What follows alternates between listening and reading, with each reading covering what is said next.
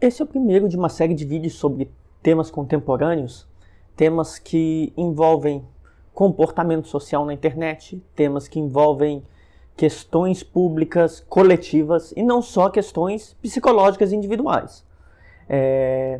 São temas que, claro, nós ao falarmos deles vamos estar abarcando algo de psicologia coletiva, né? Psicologia social, algo de psicologia política, algo que é um fenômeno sociológico, né?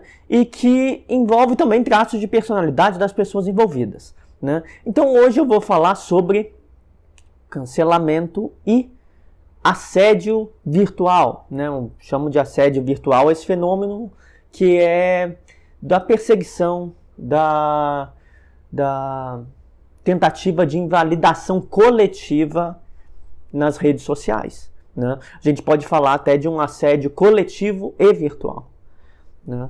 E nós temos várias formas que tomam esse assédio, várias formas que esse assédio aparece. Uma delas é o cancelamento, né? O cancelamento, que é, digamos, um conceito de esquerda, né? Que tem a ver com uma espécie de campanha de represálias contra uma figura, para cancelar a vida dessa figura, né? Uma espécie de morte social dessa pessoa. Mas é quase como se o cancelamento fosse o tipo de condenação muito próximo daquilo que na Grécia se fazia, né? Quando alguém cometia algum erro, algum crime meio grave contra a ordem pública, ele era condenado a estar fora da vida social, ele era banido da cidade. É quase isso, né? Mas nós temos também não só cancelamentos, essa é uma expressão de esquerda, mas grupos de outras posições políticas, né, e comportamentos coletivos que às vezes até são sem uma espécie de afirmação política, mas que se orientam dessa forma, que tomam a forma de condutas assediosas. Bom, eu tenho um argumento nesse vídeo. O argumento é: o cancelamento é uma forma de assédio. Na maioria dos casos, eu não estou falando de casos em que alguém é cancelado por ter feito um crime, né? Digamos, condutas como racismo, diversas formas de preconceito, opiniões que violam direitos humanos não são só canceláveis, elas são crimes.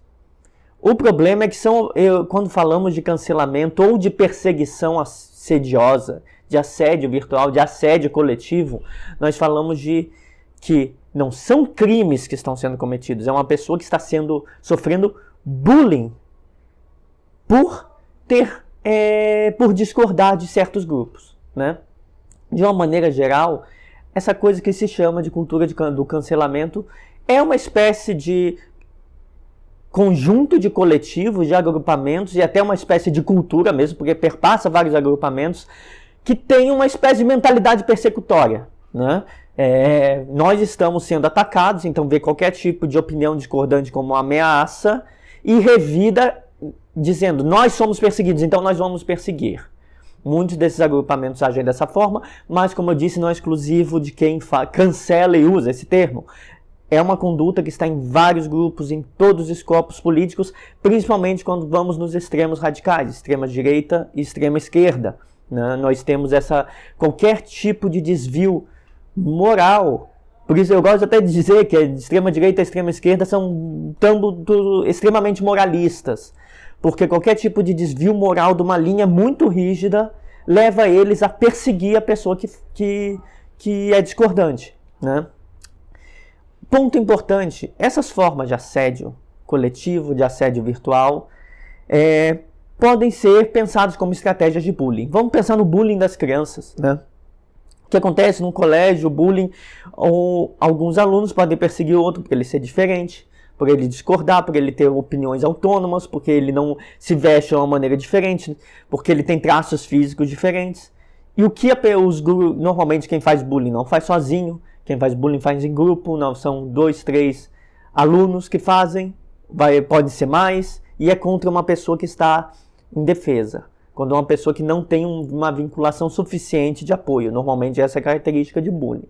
Porque senão há revidação e vira um conflito. Quando tem bullying, nós estamos falando de um alvo de várias pessoas, de um assédio coletivo.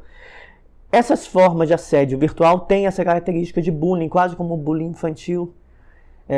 São traços de bullying adulto, de perseguição adulta, que se caracterizam por tentativas frequentes e coletivas de perturbar, de invalidar, de perseguir, impedir que a pessoa tenha uma vida normal. É importante, tanto bullying como essas formas de assédio são formas de abuso emocional intencional, elas visam causar danos. As crianças que vão lá num menino diferente, na menina diferente, e fazem bullying, elas não são crianças boazinhas. Elas não fazem isso porque são inocentes, não sabem que aquilo causa perturbação. Elas querem causar danos e não ligam. E essa é a dificuldade que nós adultos, alguns professores, né, têm dificuldade quando educam crianças. As crianças querem fazer mal, sim. Elas ainda não aprenderam a ter limites nas suas atitudes. Então elas podem ter atitudes malignas, danosas. Mas o problema é quando isso já está na vida adulta, e essas formas de assédio coletivo são formas de abuso emocional intencional. Elas visam, vejam, elas não fazem sem querer. Quem persegue, assedia coletivamente, quer causar danos psicológicos, é quase como uma vingança. Você não nos obedeceu, nós vamos lhe punir. É uma forma de causar danos. É maligno, você não está se importando. Normalmente quem persegue alguém não está se importando. Eu já fui vítima de perseguições 2 vezes já. Uma menos severa, mas uma que tomou uma certa gravidade. E alguém se perguntou, primeiro que surgiu a partir de uma fake news. Né? Eu sou professor de sociologia, sou professor de uma universidade federal. Eu sou alvo, né? Eu sou alvo de fake news. E já fui, né?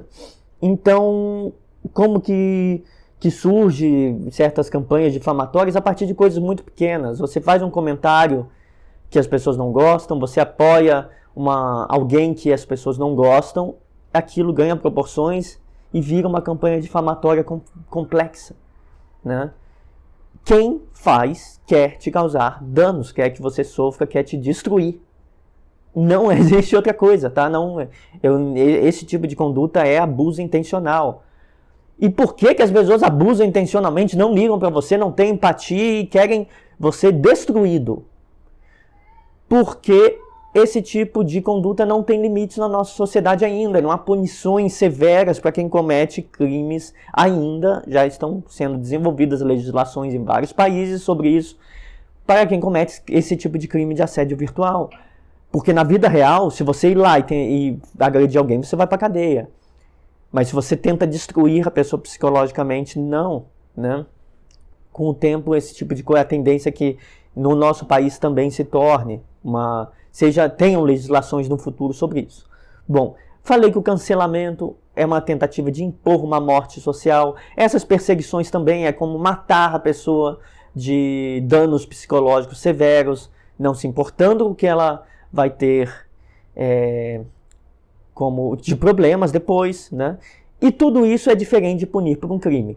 Nós não estamos falando de atacar alguém que teve uma opinião criminosa ou uma conduta criminosa, e tampouco cancelamento, esse assédio coletivo, assédio virtual, são formas de simplesmente discordância. Porque você pode discordar, eu já discordei de amigos em opiniões que eram coisas importantes e eu me afastei. Não é um afastamento. Não é um afastamento. Isso é uma difamação mais complexa, mais ampla, que visa induzir vergonha, culpa e medo. Então, o que podemos dizer de uma maneira geral sobre essas formas de assédio coletivo e virtual é que elas têm um pensamento dualista. Os grupos que fazem isso, as pessoas que fazem isso têm um pensamento dualista. Ou você é nosso amigo ou você é nosso inimigo. Então, ou você é nosso amigo e merece reconhecimento, ou você é nosso inimigo e merece destruição. Os grupos que fazem isso, as pessoas que fazem isso, estão querendo anular o outro socialmente. Então elas têm dificuldade de entender que há espaço para todos numa sociedade democrática, né? Então há certos traços de autoritarismo, né? Terceiro ponto é que essas formas de assédio são formas de controle pelo medo.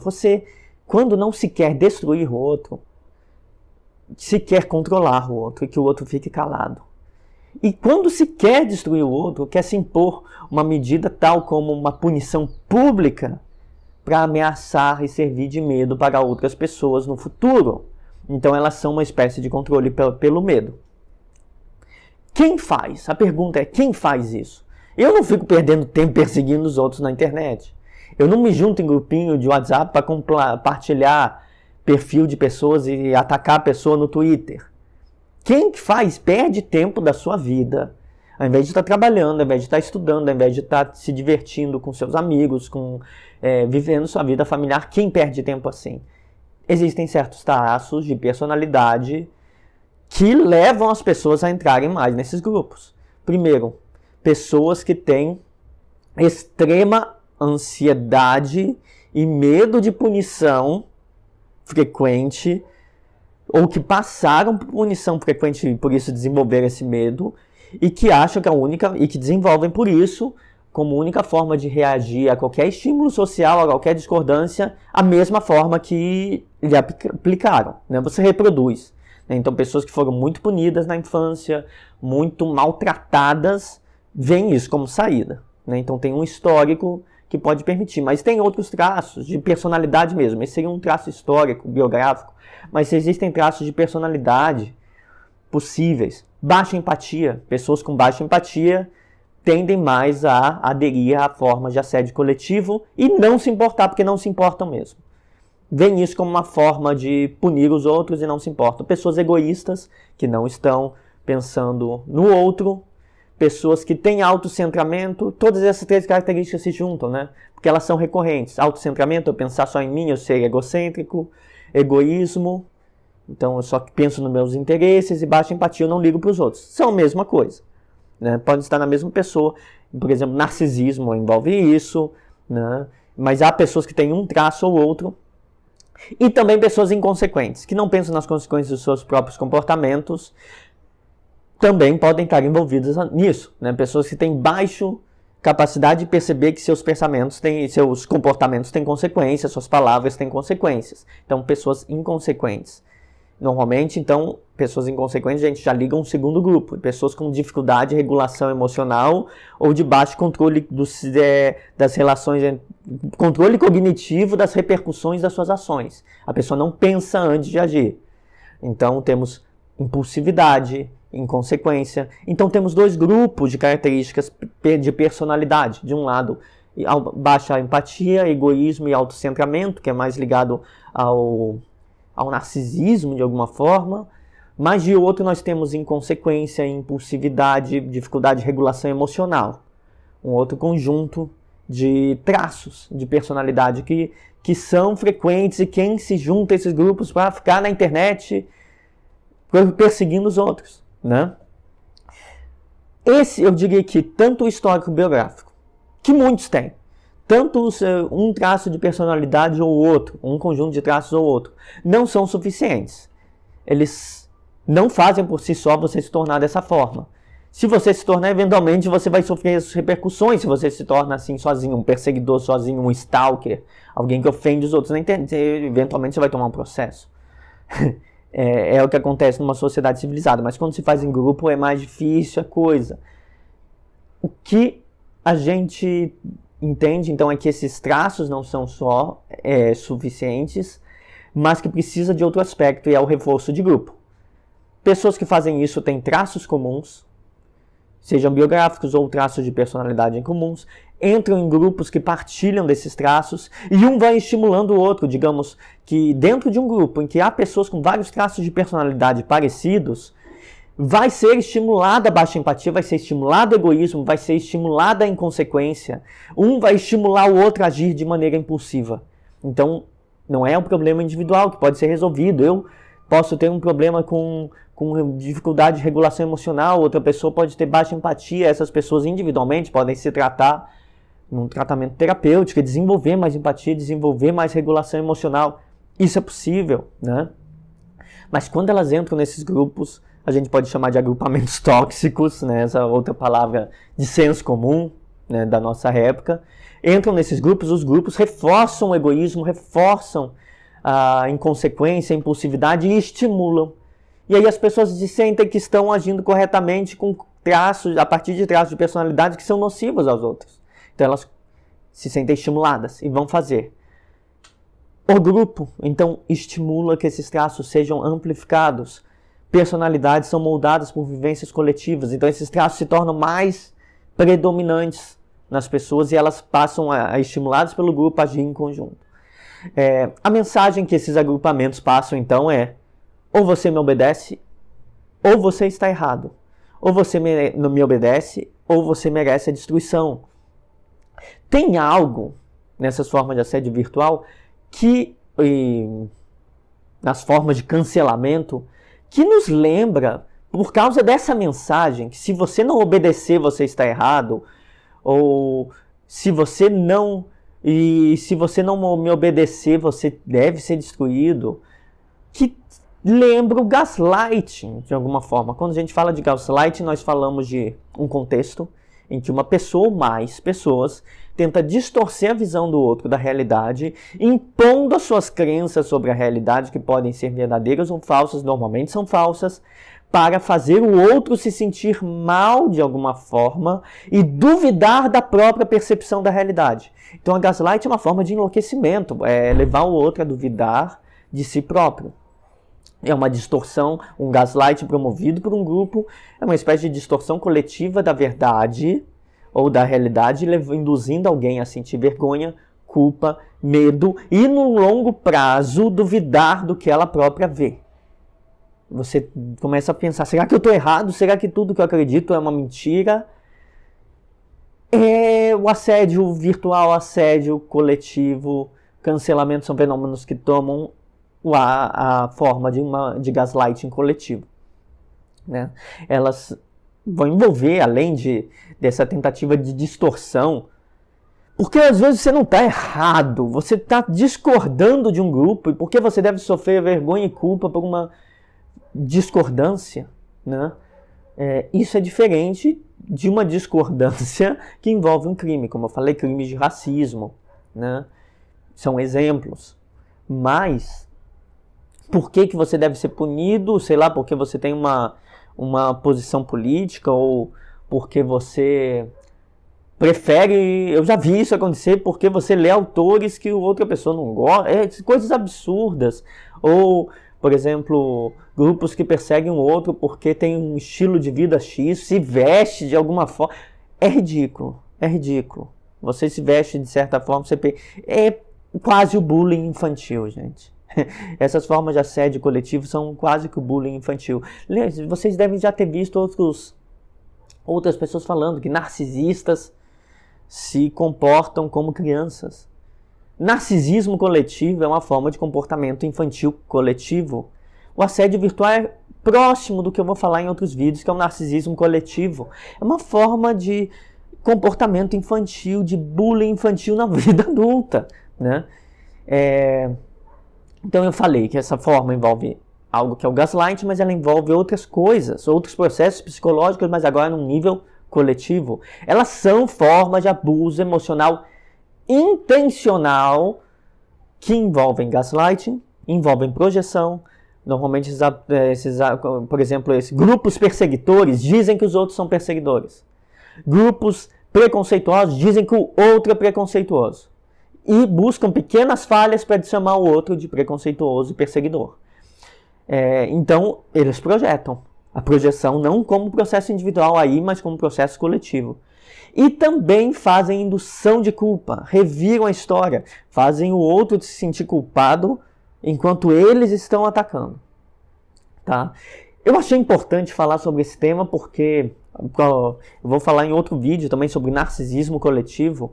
Coletividades moldam também traços de personalidade, os estimulando ou desestimulando. Se você faz parte de um grupo em que as pessoas são altamente empáticas, ou que as pessoas